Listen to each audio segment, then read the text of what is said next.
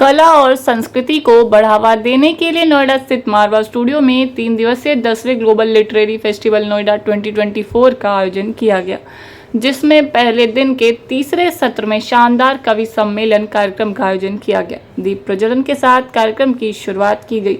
कार्यक्रम में doctor Sandeep Marwah, festival president and chancellor, AFT university of media and arts, Acharya Satyendra Narayan, Amit Sharma, BJP leader and director, Surat textiles shop brokers association, doctor BL Gaur, प्रसिद्ध लेखक, सुशील Bharti, festival director मौजूद रहे।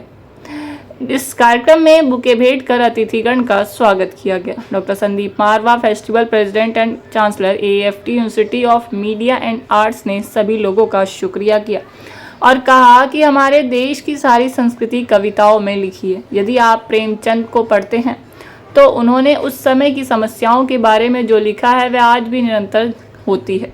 वहीं अगर हम चेतन भगत को पढ़ते हैं तो ऐसा लगता है कि हम वर्तमान में जी रहे हैं।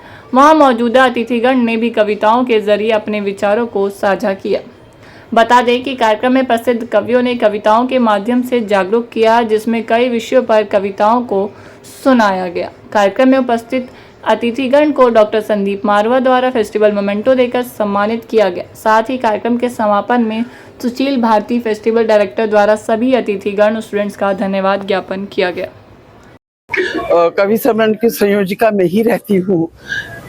सुशील जी का आदेश होता है 5 मिनट में कवियों के नाम बताओ, और उस 5 मिनट में जो कवि याद आ जाते हैं वो आपके मंच पे होते हैं और आप लोग उनको बहुत पसंद करते हैं, सबको बड़े प्रेम से सुनते हैं।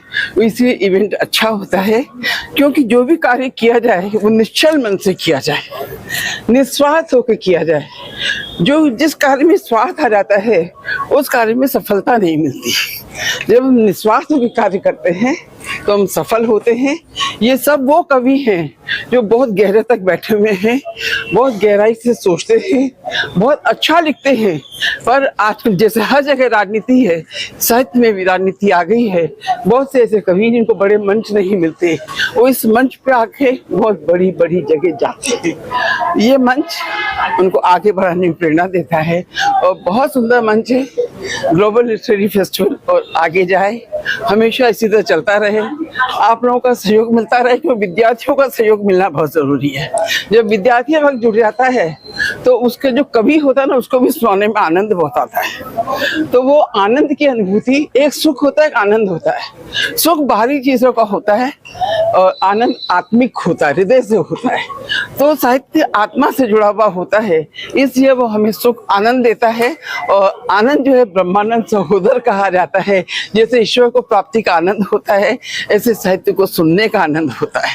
तो मैं आप सबको बहुत साधुवाद देती हूँ कि आप लोगों ने बड़े प्रेम पूर्वक सुना, सभी कवियों को सुना और बहुत आनंद से डूब गए आनंद के सागर में, और ये आनंद का सागर ऐसे ही बहता रहे। बच्चों का लगा रिस्पॉन्स आपको? नहीं, मुझे तो बहुत अच्छा लगा। मैं पिछले 10 सालों से यहाँ आ रही हूँ और जितनी बार आती हूँ हर बार उससे भी ज्यादा मजा आता है। और आप लोगों के रिस्पॉन्स के तो क्या कहने, इतना तालियों से नवाजते हैं हम लोगों को।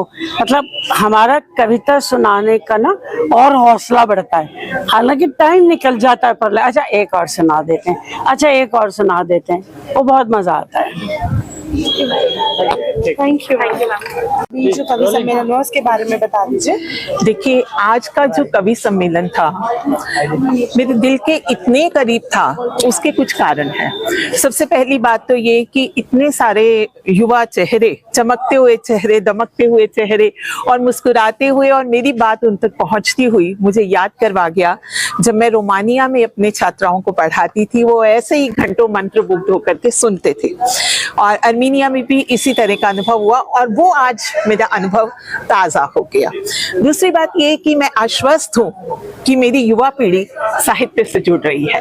जो तालियां आप लोगों ने बजाई, जिस प्रकार से आप लोगों ने सभी का उत्साहवर्धन किया, मुझे लगता है कि इस तरह से आप लोग साहित्य से जुड़ रहे हैं तो ये एक बहुत बड़ी बात है। लोग कहते हैं कि हिंदी कोई पढ़ता नहीं, लोग कहते हैं कि हिंदी में कोई कुछ कहना नहीं चाहता, कोई सुनना नहीं चाहता या समझ नहीं आती। तो हिंदी दिवस का ये जो पखवाड़ा चल रहा है उसमें मैं एक बात आप तक पहुंचाना चाहती हूँ कि मैं आश्वस्त हूँ कि मेरे देश का युवा हिंदी से जुड़ रहा है और हमें घंटों सुनने को तैयार है। बहुत बहुत शुभकामनाएं। कवि सम्मेलन में यहाँ पर आता रहा हूँ, पिछले 5 साल पहले भी आया था और बहुत आनंद है, क्योंकि युवा होते हैं ना, तो कविता युवा को सुनाने में एक आनंद आता है। और यहाँ तो मुझे बहुत लगता ही है कि यहाँ पर सुना, लेकिन आज क्या हुआ कि हम लोग पास समय नहीं था, जितना समय होना चाहिए था तो वो नहीं हो पाया। लेकिन खैर वो थोड़ा सा भी, अगर आप बरसात का समय है, खेत में थोड़ा अंकुर बीज बो देते हैं, बाद में जाकर के वो खेत में फैलता है, तो कविता फैलेगी। आज चूंकि चर्चा हो रही थी भाषा के संदर्भ में भी, तो मैं एक बताना चाहूँगा कि 14 सितंबर जो हम लोग का है, सब तो जानते ही हैं उस चीज़ को कि राजभाषा दिवस के रूप में क्यों मनाया जाता है। इस एक चीज़ जो मैं जोड़ना चाहता हूँ इसमें, कि अभी जो है वर्तमान सरकार के जो गृह मंत्री हैं, उन्होंने 14 सितंबर को ही अपना महासम्मेलन राजभाषा का करना शुरू कर दिया है। उससे जो दिक्कत क्या हो रही है कि सारे कार्यालय ठप हो जाते हैं 14 सितंबर को, जबकि होना ये चाहिए कि 14 सितंबर से पहले वो उनको कर लेना चाहिए। 1 सितंबर को वो कर ले, तो ताकि उससे प्रेरणा लेकर के, प्रोत्साहन लेकर के लोग 14 सितंबर को अपने अपने कार्यालयों में करें। अभी क्या हो रहा है कि सारे कार्यालय बंद हैं, तो सब रो रहे हैं कि हम क्या करें, हमको तो बुलाया गया दिल्ली, हमको बुलाया गया सूरत, हमको यहाँ बुलाया गया। तो ये चीज़ जो है इसको रुकना चाहिए। और जो अगर सुन रहे हो गृह मंत्रालय के लोग, अधिकारी लोग, तो वो इसको आगे से ठीक करें। 1 सितंबर को ये कार्यक्रम करे, 1-2 सितंबर को रहे, और ताकि 10 दिन जो मिलता है समय, तो 14 सितंबर को हर घर, ये इसी तरह से है जैसे कि कोई फरमान जारी कर दे कि दिवाली जो है कहीं किसी घर में नहीं मनाया जाएगा, दिवाली जो है वो हम एक बगीचे में बनाएंगे। तो भाई बगीचे में आप बनाइए, कोई हर्जा नहीं है, लेकिन घर को अंधेरा करके नहीं। ये चीज मैं कहना चाहूँगा। बाकी तो सब लोग बोल ही रहे हैं कि हिंदी अपने बल पर बढ़ रही है और आप लोग बढ़ा रहे हैं उसको। इस समय जो सही आंकड़ा जो है वो ये है कि हिंदी विश्व की सबसे ज्यादा बोली जाने वाली भाषा है, सही आंकड़ा है ये। और उसके बाद जो है मंदारिन है, और उसके बाद अंग्रेजी है, तृतीय स्थान पर अंग्रेजी है। धन्यवाद। ये 10वें ग्लोबल लिटरेरी फेस्टिवल में आके बहुत अच्छा लगा। पिछले साल भी मैं आया था, और ये नोएडा जैसे जंगल के, जो सीमेंट का जंगल है, नोएडा को सीमेंट का जंगल बोलते हैं, उसमें साहित्यिक गंगा बहाना, ये मारवा स्टूडियो और AFT का बहुत बड़ा कमाल है।